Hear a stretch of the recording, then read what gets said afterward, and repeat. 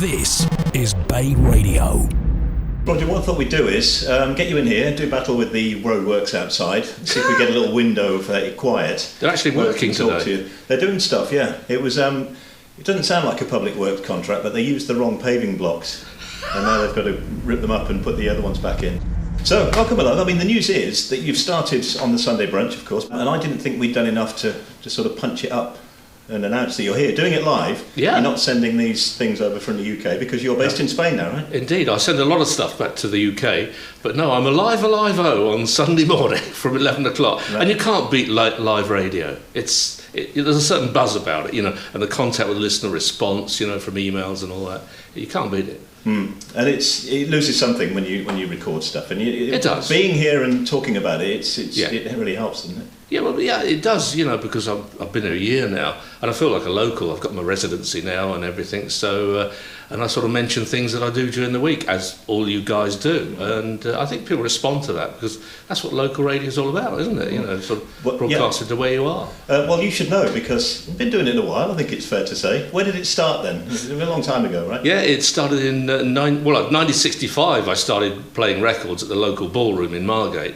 And then 1966, thanks to the legend that's Dave Cash, I got into radio. He sort of pointed me in the right direction for a new station that's starting up, one of the offshore stations, one of the smaller ones that wasn't that successful, called Radio England. And that sort of gave me my first break in radio. From there I went to Caroline, and the rest, as they say, is history. So you came through doing would you say it was the pirate thing? Yeah. I suppose it was, wasn't it? Absolutely, I worked on 3 of them, Radio England, Caroline, which was the most exciting and the biggest one. Well, it's still going, really, in certain forms. And then Radio North Sea, which came along in 1970, so 3 of them. And the film, The Boat That Rocked, yes, it wasn't like that at all, but it was a lot of fun, but I'm glad they did the film, because it reminded a new generation of maybe what was happening. And there's one thing in the film where one guy turns to the other and says, "You do realise these are the best times of our life." And it's absolutely true, because nothing will ever be like that again, sure. Because there were no restrictions. We were 3 miles out, play what we like, do what we like. And it was just a lot of, young man, 21-year-old, no mortgage or anything. So it was pretty carefree, and we just had fun. I guess being young was a big part of it, because you wouldn't want to do that a bit later in life. It probably was a bit rough and ready working on ship there, was it, at the time? Yeah, I mean, with that age, your standards are pretty low. Yes. And as you say, it's an adventure as well. Absolutely. And you didn't care what you did, because you were doing what you always wanted to do. I always wanted to be a disc jockey, since I heard Radio Luxembourg. I was what they call an anorak, and I thought, how do you do that? And then, fortunately, the dream was fulfilled. Where did you make the jump to legal stuff, as it were? I was about to leave the country, actually, because I'd done an audition with Capital Radio, got turned down, swines. I thought I'd just automatically walk in with the experience I had. And a friend of mine said, have you heard there's a new station starting in Manchester?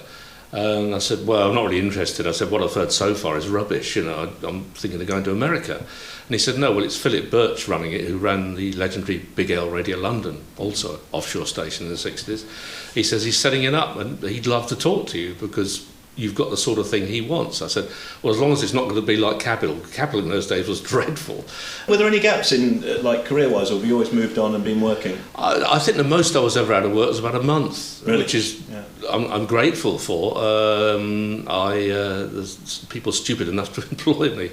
I mean, I left Piccadilly, went to BRMB in Birmingham, moved from there to the legendary Radio West. Yes, there was a station called Radio West. It wasn't just shoestring in Bristol. And then, sort of a bit of a dream, I was part of the consortium that bid for the Kent franchise, as they called it, which became Invicta Radio. And so I moved back to home, which was the South East and Kent, where I grew up all my life. So that was a dream, and I set up Invicta Radio, which became one of the most successful local radio stations. And I was there then when that got bought out by Capital, ironically. It was. I was within that group at the time. Invicta was one of the bigger stations. That's in right. The group there. Yeah, the big audience, big revenue. It was fun time. I met one of the guys from Laser Radio once, and he says, we listen to you. I said, well, why is that? He said, you're pretty good yourself. He said, we call you the onshore pirate, which I thought was a great compliment. Brilliant. Yeah, you never shook off that. No, indeed, the rebel image. Well played. Yeah. You mentioned that you were about to go off to the States. Did you have anything lined up there, or was it just on spec? I had a lot of friends who I'd worked with on Radio England. They were mostly Americans, and I was in touch with them, and I contacted them, and I said, look, I'm pretty fed up in England. I'd like to get back into radio. And two of them said, well, come over. He says, can't guarantee anything, but when you're over here, we'll see what we can do. So I was willing to take that risk, but nothing ever happened about that. And I must admit, if I do have one regret, is that I never tried America, because I love American radio. Well, I did then. I mean, it's pretty homogenised now. Yeah. But I wanted to go and work there, particularly in California, because I'm a big Beach Boys fan. And to go there and do all that stuff amongst the Californians would have been fantastic. But hey-ho.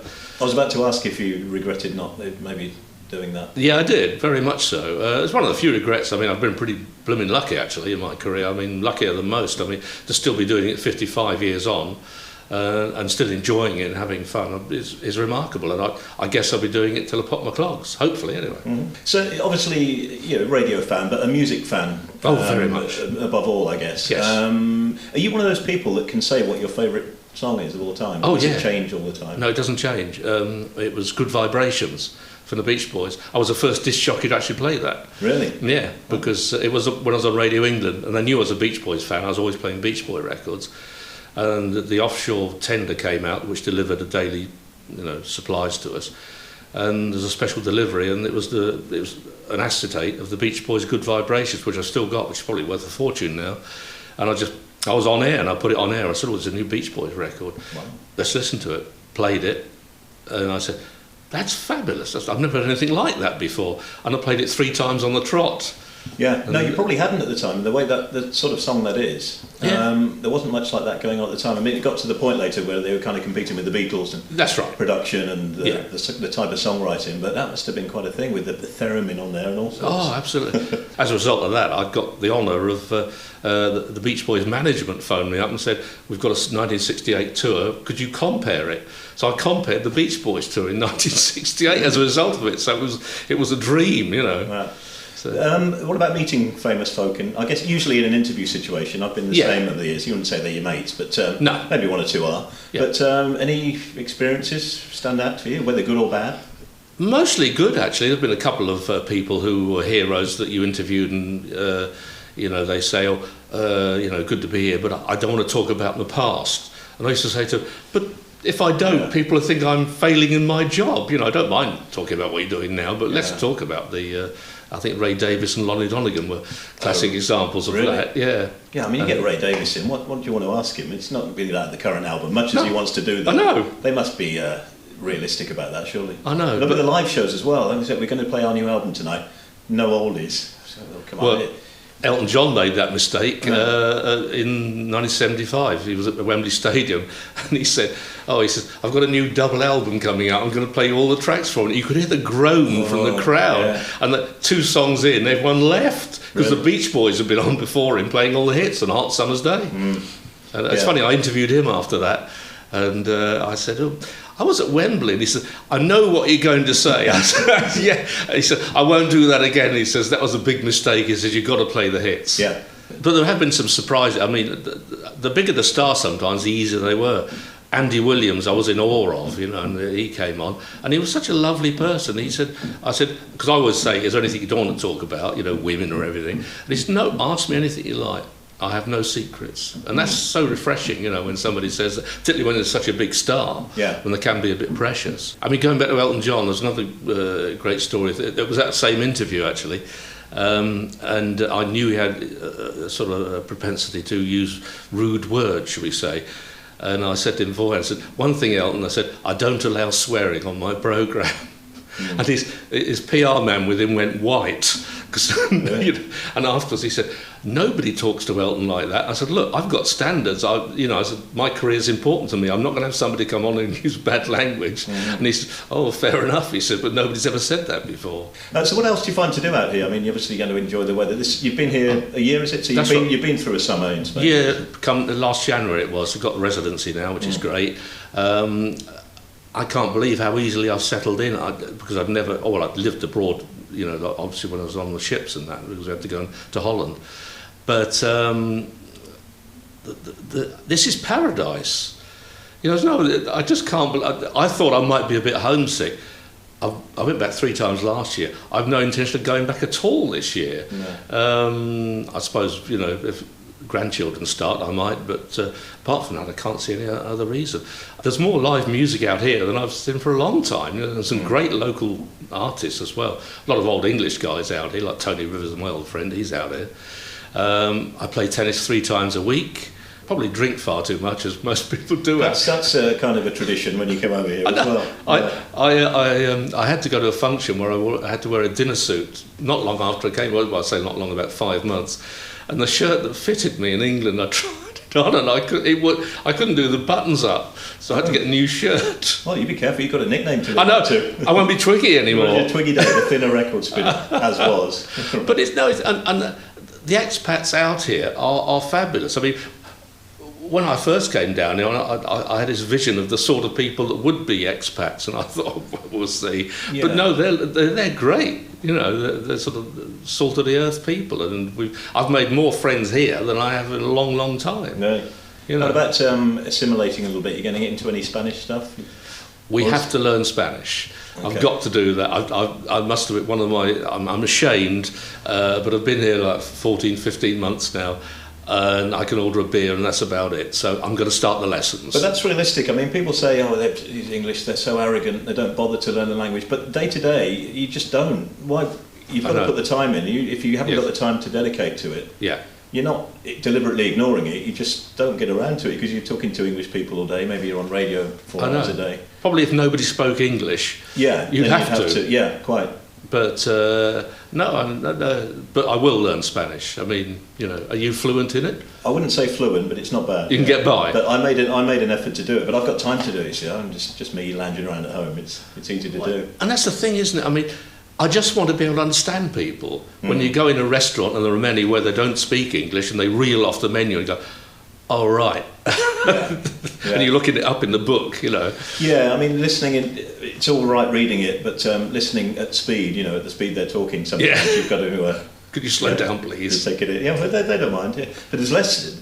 They don't speak as much English as people think. I know. Even in the resort areas, it's funny. They will do in the restaurants. You'll get by, but I suppose in Benidorm they would more than they would maybe down. Yeah. But no, but they must do that. Just to sort of. It'd be nice to have a conversation with a Spanish person, because I mean, even in England, if somebody comes from abroad, it's always nice if they've made the effort to sort of talk to you in your language. Yeah, quite. It's not the same here. I mean, a lot of Brits moan about, people don't speak our language. I thought, well, how many languages do you speak? Exactly, yeah. So we've touched on some of your history, as it were. Not much time to do a lot more, but the good news is the memoirs are on the way. They are. I mean, one of the reasons I did come here, not because I just was fed up with England, is that I wanted to write the book, and I thought I need time to do that. 15 months on, I haven't written much, I must be honest. So much time enjoying yourself. Yeah. But I am up to 1970, so I've got quite way down the line. So I'm going to have to be more disciplined and do a certain number of hours each day. But no, it's the life story of... because I didn't think anybody would be interested. My old mate Johnny Walker, he's written his. I helped him with most of it. He's forgotten most of it, the devil. Right. Wonder why. And other people have written the books, and people say, you should write a book. I said, who'd be interested? And then people say, oh yeah, we'd buy it. And I thought, okay, let's give it a shot. And it's quite therapeutic, because I'm sort of been going through my old press cuttings and that, and there's things in there I'd forgotten about, and I sort of keep adding things to it. So it's... the way I look at it is I've got to write it now, because a lot of people that remember me will be dead soon, so I'm losing people that are going to buy it. So no, it's going to be fun, and hopefully it'll be ready by December, he says. December 2020. which December? But were you good at keeping things back in the day? Did you take many photos? Not sure. Well, unfortunately on the ships, we didn't have mobile phones in those days. That would have been a joy. It's going to be so much easier for people writing autobiographies in 20 years' time. And it's like touring with the Beach Boys. Did I get a picture with them? No. Did I get a picture of me on stage introducing? No. I'm having to put an appeal on Facebook saying, did anybody attend this Beach Boys concert and take a picture of me on stage? Because even my dad didn't take a picture. You just didn't, did you? No. It wasn't a thing. Maybe a family photo. Yeah, pictures were expensive to process. Yeah. And, it's...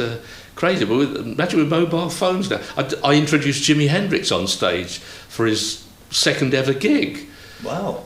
No picture. I'm glad we got around to mentioning that, but no photo. No. Yeah, as they say these days, pictures or it didn't happen. It's all in the mind, but yeah, sure. You can't transfer that to film. No, right. I think I've got one from all the time, everyone that came in, and it's me with Timmy Mallet. Who was really? Great. He's great. He's a good guy. Yeah, he was good, but it's there were bigger names that we had over the years that I could have had my arm around in a. And sometimes you don't want to ask.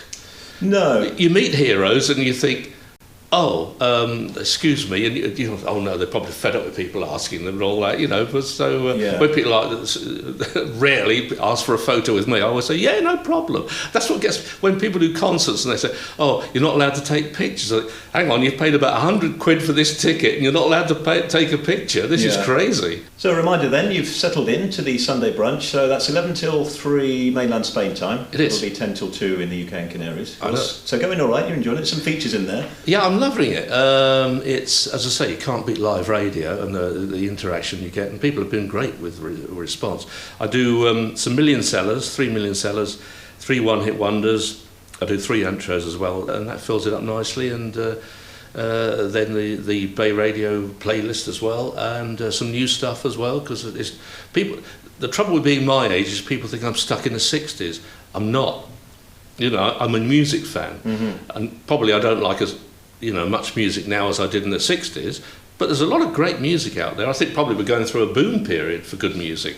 Right then, well, continued success with the Sunday Brunch. You'll notice it in the summer when you're coming in here for 11 in the morning and they're all going that way with the chair and umbrella under their arms. I know. And you're stuck in the middle of the day, 4 hours of that, but as I say, it's rewarding in its own way, right? Well, indeed, and for me it's almost the same as being in the 60s, because I was broadcasting on the sea, now I'm broadcasting near the sea, so that's good, so I can always go down there after the show.